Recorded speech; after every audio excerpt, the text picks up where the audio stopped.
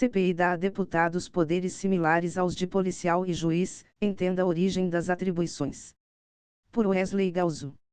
Brasília. Em quase 6 meses de trabalho, a Comissão Parlamentar Mista de Inquérito, CPMI, do 8 de janeiro convocou autoridades para prestarem depoimento, requisitou documentos e vídeos de órgãos públicos e quebrou sigilos fiscal e bancário de personagens centrais, sobretudo, do governo de Jair Bolsonaro, PL. Essas medidas foram possíveis graças aos poderes de investigação próprios das autoridades judiciais garantidos aos colegiados. É uma característica bem peculiar do parlamento brasileiro. A atribuição significa, na prática, que, enquanto funcionarem as comissões parlamentares de inquérito, CPIs, têm poderes semelhantes aos de um juiz ou agente policial.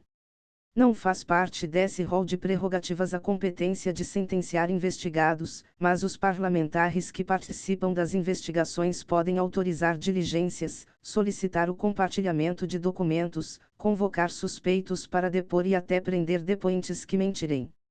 Esses poderes conferidos às CPIs estão previstos em lei desde 1952.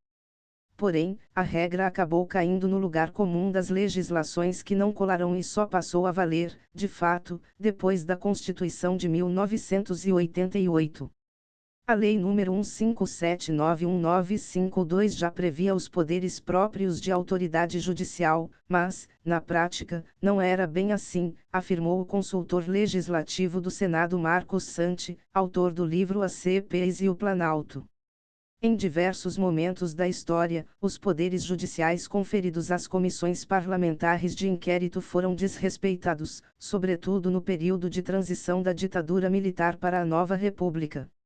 Em 1987, o Brasil ainda vivia sob o arcabouço jurídico autoritário da Constituição Militar de 1967. Naquele mesmo ano, o Senado conduzia uma CPI para investigar a administração do ex-presidente José Sarney, PMDB. Também naquele ano, o país instalou a Assembleia Constituinte que resultaria na Constituição de 1988. Enquanto esses eventos se sobrepunham, Saulo Ramos, então ministro da Justiça, se esforçava para proteger o governo Sarney do desgaste provocado pelo colegiado.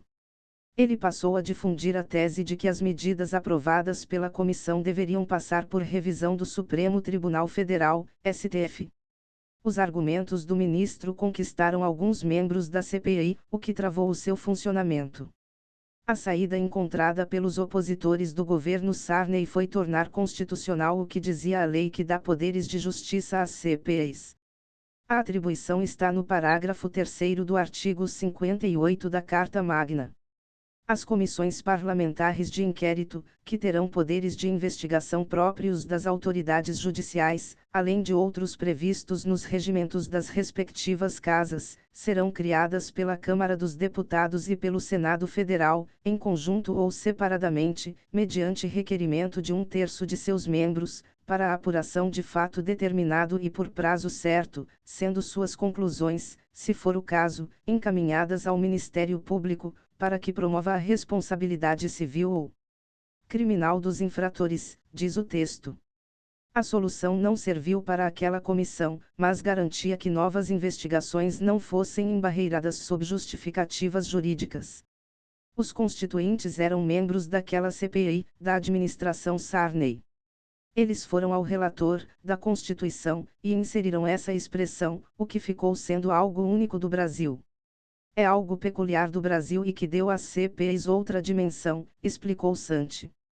Esse poder de investigação da CPI é muito maior do que em outros lugares, exatamente porque a Constituinte deu esses poderes no texto constitucional, afirmou o consultor legislativo. A partir desse momento, nunca mais a gente viu um consultor da República ou alguém do Executivo querendo negar informações a uma CPI. Segundo Santi, a primeira CPI que exerceu plenamente os poderes constitucionais de autoridade judicial foi a que investigou o escândalo do PC Farias, tesoureiro do governo Fernando Collor. Na época, era impensável um convocado apresentar um habeas corpus ao STF para se manter em silêncio durante o depoimento ou um órgão do poder público acionar a justiça para não compartilhar determinadas informações. Em relação à CPMI do 8 de janeiro, o ministro da Justiça, Flávio Dino, acionou o STF para pedir autorização para compartilhar com o colegiado vídeos do circuito interno do Ministério no dia da invasão aos prédios dos três poderes.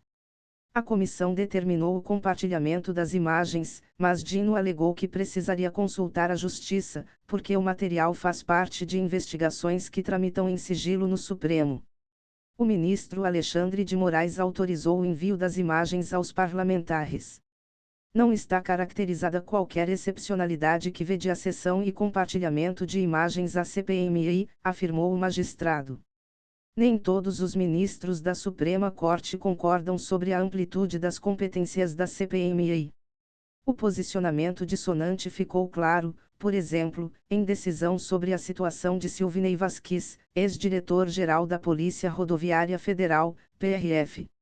O ministro Nunes Marques suspendeu a quebra dos sigilos fiscal, bancário, telefônico e telemático do policial, determinada pela comissão. O ministro André Mendonça também concedeu decisão monocrática, individual, para impedir o depoimento de Osmar Crivellati, que trabalha como assessor do ex-presidente Jair Bolsonaro. A ordem foi considerada uma afronta pelos parlamentares, que recorreram ao plenário da Corte, assim como no caso de Vasquez.